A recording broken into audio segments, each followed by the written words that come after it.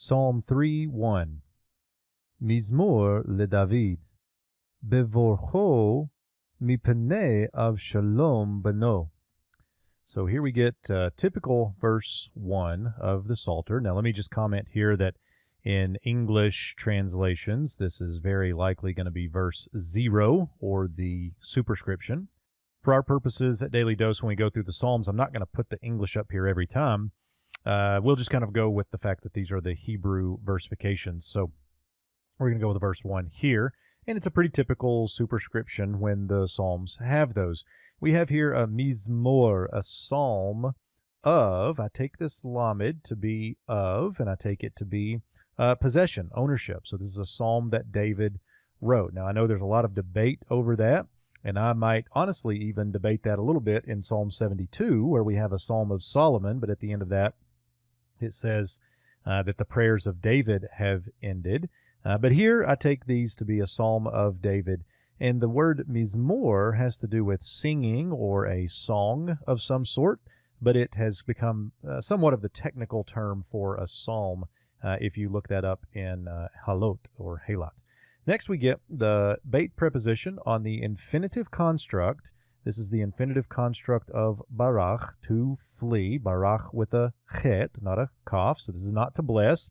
Notice I said borcho, so this is a kametz hatuf right there, and that's pretty indicative of the infinitive construct with a pronominal suffix. Now, this bait preposition plus infinitive construct plus third masculine singular pronominal suffix, not necessarily third masculine singular, but with a pronominal suffix, becomes the quintessential temporal clause. And so we get something like, at the time of the fleeing of him, or when he fled. Now, we've done a bunch of those in previous videos, but there's another temporal clause. So a psalm of David, when he fled from before Absalom, his son. Now, those of you that know the narrative of 2 Samuel, this is in 2 Samuel 15.